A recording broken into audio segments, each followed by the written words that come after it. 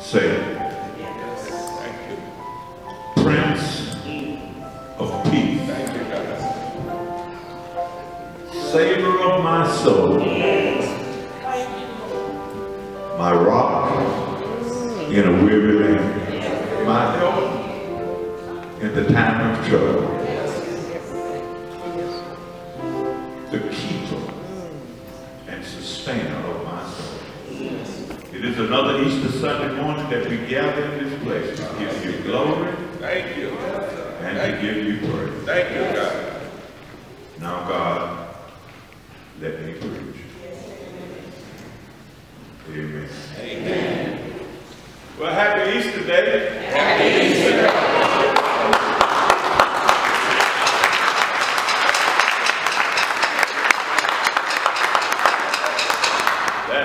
That was my first Easter speech.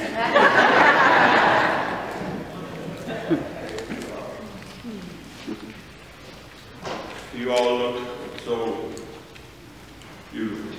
If you could only be here and see out there. God is so good. Amen.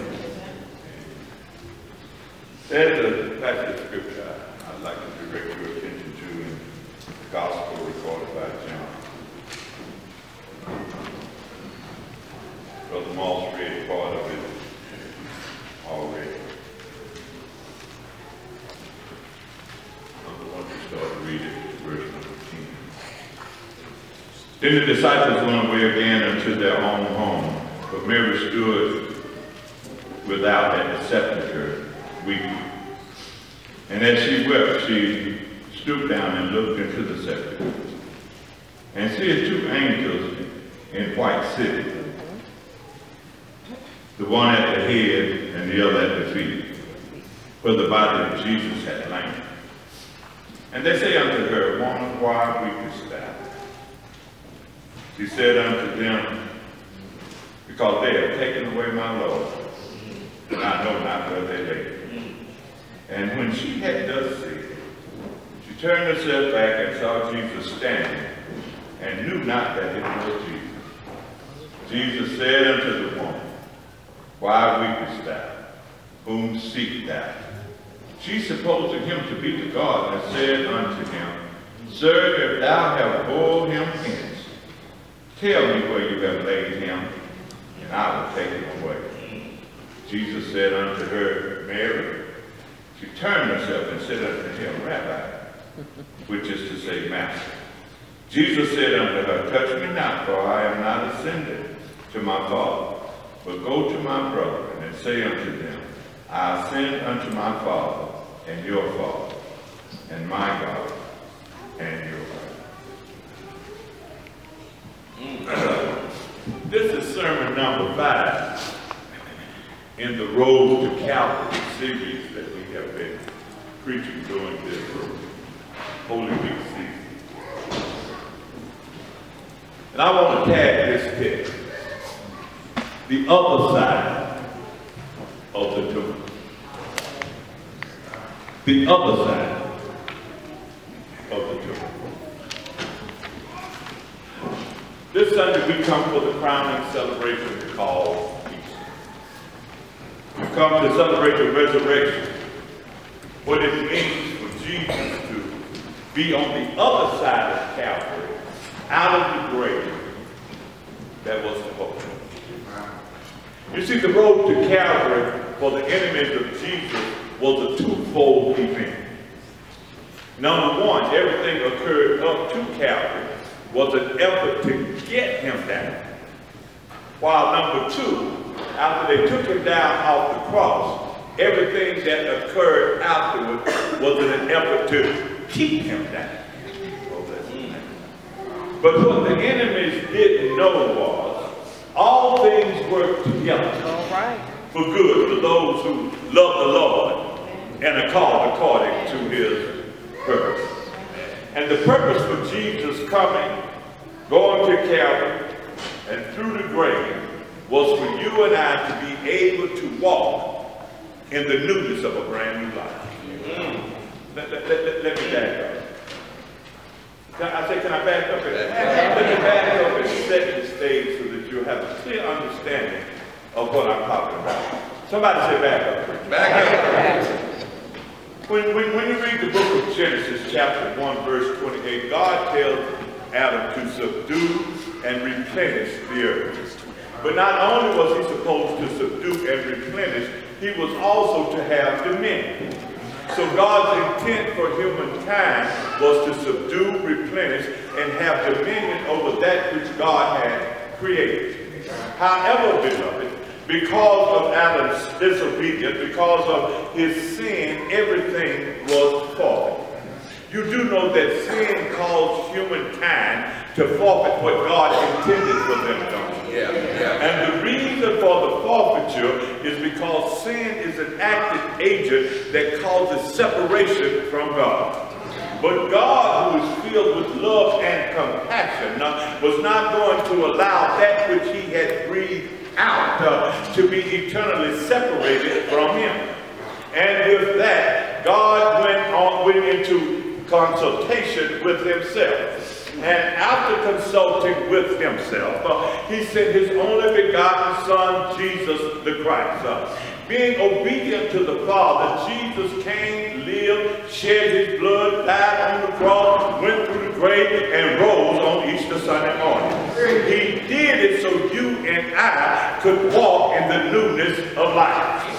Jesus bridged the gap that sin created between him and God and his creation. He did it so you and I could be restored into a right relationship with our God. So Jesus is the ransom paid to ensure our access to the Father.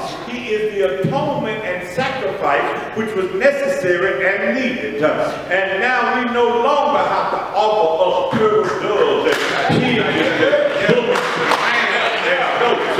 Because when Jesus died, the veil in the temple was ripped in twain, and now we can go boldly unto the throne of grace and find grace to help.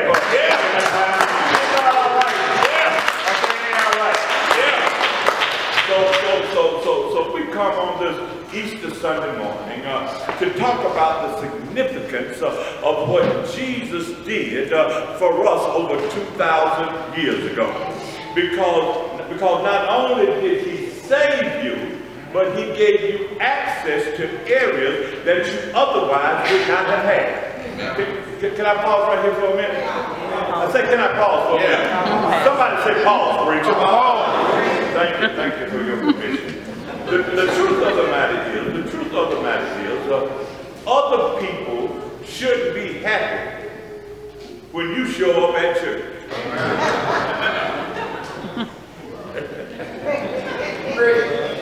You ought to be happy.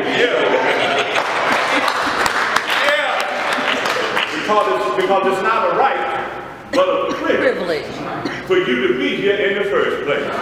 Because if it wasn't for what Jesus did and went through over 2,000 years ago, you wouldn't even be up here. The fact that you have access ought to make you say, I was glad for this to me. Let us go into the house of the Lord. It ought to make you say, I will bless the Lord at all times. His praise shall continue to be in my mouth. It ought to make you say, oh, magnify the Lord with me. Let us exalt his name together. I hope y'all praying for me up in here this morning. Because if you pray, God will let me preach. Somebody say, pray so the preacher can preach. You do understand what Jesus did, don't you? Well, in case you don't understand, and still don't understand, let me tell you like the songwriter said, Jesus paid it all. All to him I owe. Sin had left a crimson stain. But, somebody say but he washed white as snow. Now that we're all on the same sheet of music and understand the purpose of his coming, let's narrow our focus. I say, can we narrow our focus? And zero in on what happened in the last week of Jesus' life. as we look at the road to Calvary, we find Jesus going through some hard and difficult days. That there are some tragic, horrendous, and mind-blowing events that occurred on the road to Calvary. We stopped in a garden called Gethsemane and see his trusted disciples unable to stay awake and watch for Jesus as he prayed. You remember Jesus' prayer, don't you? Father, if it be thy will, let the cup pass, but nevertheless not my will, but thy will be done. Then we see one of his most trusted friends betray him and lead a mob of Christ haters to do him in. And the next time we hear from Jesus, he's in the soldiers' barracks with a cat of nine tails ripping flesh from his back and crushing a crown of thorns on his innocent head. Then we stop in a courtroom by the name of a man named Pilate, who really didn't want to see his case, really didn't want to have anything to do with Jesus, so he passes Jesus off to Herod. But the Bible says that Herod questioned Jesus, but Jesus answered him not a word. So Herod sent Jesus back to Pilate, where Pilate's wife says, have nothing to do with this just man. And Pilate tells the mob, I find no fault in him. But being persuaded by the crowd, Pilate washes his hands and turns Jesus over to the crowd. And it is from the cross that we hear these 7 last words of Jesus. The first word, Father, forgive them, for they know not what they do. This word lets us know that even under the most adverse of conditions, God expects us to forgive one another. It may not do a thing for the person for you to forgive them. It may not. Say it. Thank you. Prince of Peace. Thank you, God. Savior of my soul. My rock in a weary land. My help in the time of trouble. The keeper and sustainer of my soul. It is another Easter Sunday morning that we gather in this place to give you glory. Thank you. And to give you praise. Thank you, God. Now, God, let me preach. Amen. Amen. Well, happy Easter Day. Happy Easter Day.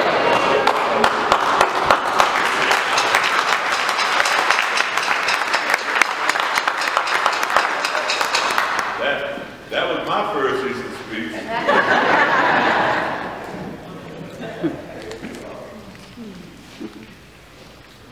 You all look so beautiful. If you could only be here and see out there. God is so good.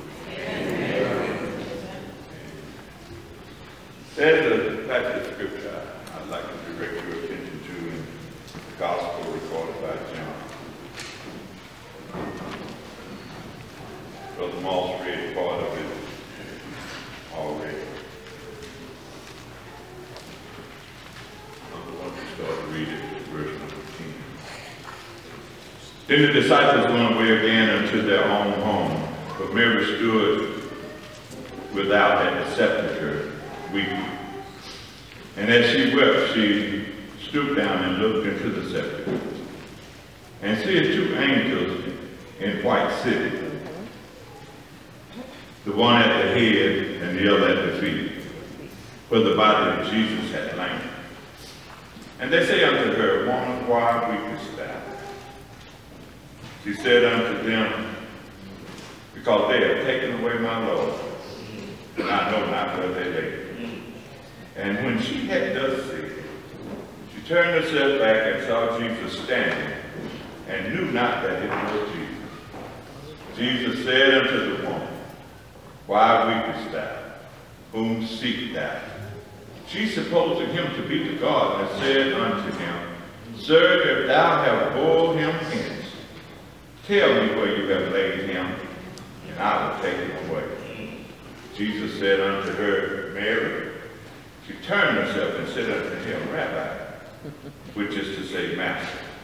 Jesus said unto her, Touch me not, for I am not ascended to my Father, but go to my brethren and say unto them, I ascend unto my Father and your Father, and my God and your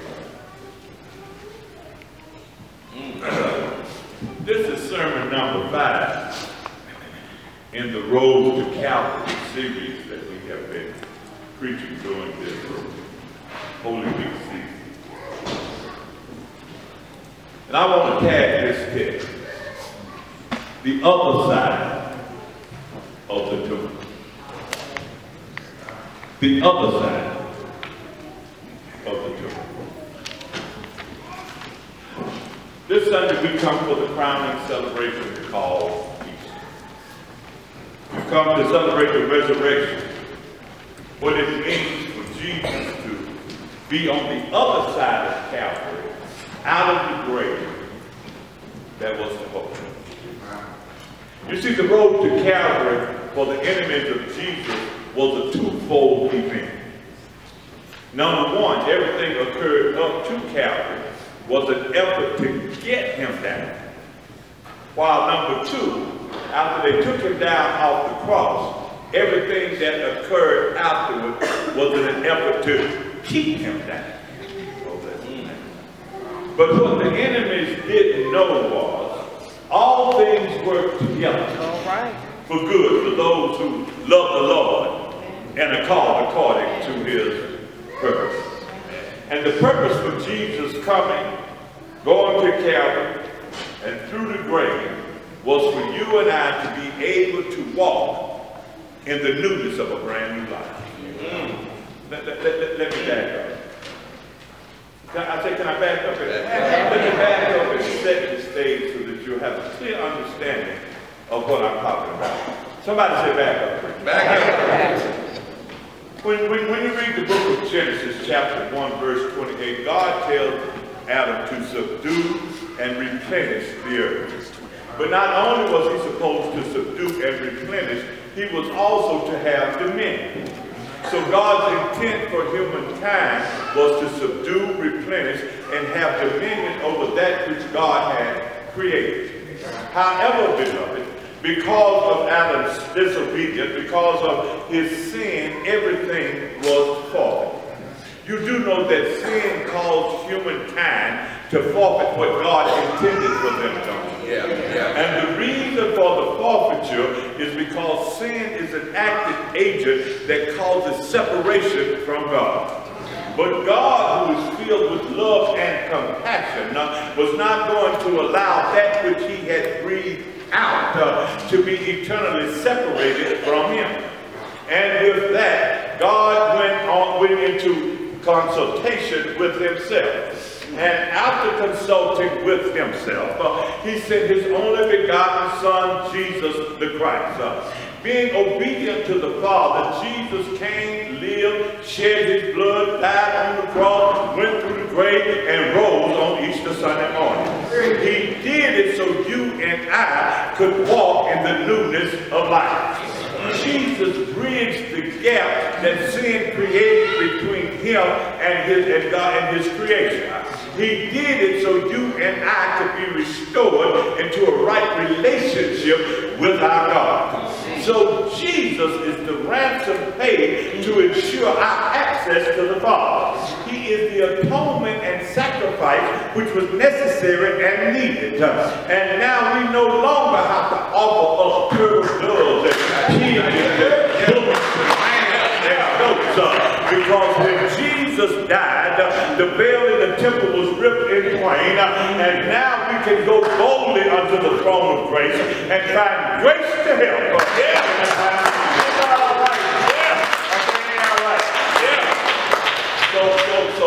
So we come on this Easter Sunday morning to talk about the significance of what Jesus did for us over 2,000 years ago. Because not only did he save you, but he gave you access to areas that you otherwise would not have had. Can I pause right here for a minute? I say, can I pause for a minute? Somebody say pause, preacher. Pause. Thank you for your permission. The truth of the matter is, other people should be happy when you show up at church.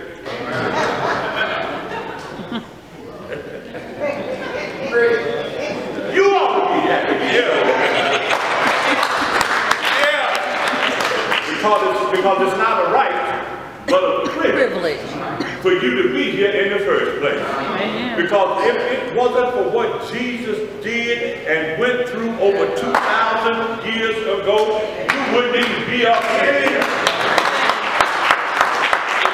The fact that you have access ought to make you say, I was glad when they sent unto me, let us go into the house of the Lord. It ought to make you say, I will bless the Lord at all times. His praise shall continue to be in my mouth. It ought to make you say, oh, magnify the Lord with me. Let us exalt his name together. I hope y'all praying for me up in here this morning. Because if you pray, God will let me preach. Somebody, tell somebody and say, pray so the preacher can preach. You do understand what Jesus did, don't you? Well, in case you don't understand, and still don't understand, let me tell you like the songwriter said, Jesus paid it all. All to him I owe. Sin had left a crimson stain. But, somebody say but he washed white as snow. Now that we're all on the same sheet of music, and understand the purpose of his coming, let's narrow our focus. I said, can we narrow our focus? And zero in on what happened in the last week of Jesus' life.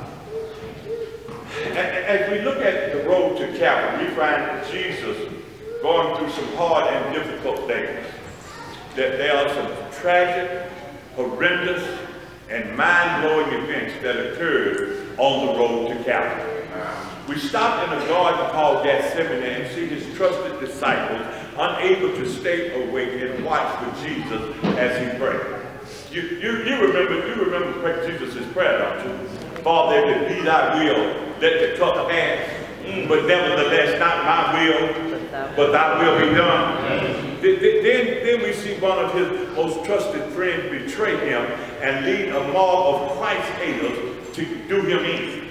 And the next time we hear from Jesus, he's in the soldier's barracks with a cat and nine tails ripping flesh from his back and crushing a crown of thorns on his innocent head. Then we stopped in a courtroom by the name of a man named Pilate, who really didn't want to see his case, really didn't want to have anything to do with Jesus, so he passes Jesus off to Herod. But the Bible says that Herod questioned Jesus, but Jesus answered him not a word. So Herod sent Jesus back to Pilate, where Pilate's wife says, have nothing to do with this just man. And Pilate tells the mob, I find no fault in him.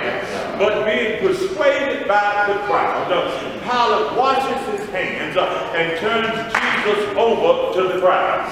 And it is from the cross that we hear these 7 last words of Jesus. The first word, Father, forgive them, for they know not what they do. This word lets us know that even under the most adverse of conditions, God expects us to forgive one another. It may not do a thing for the person for you to forgive them. It may not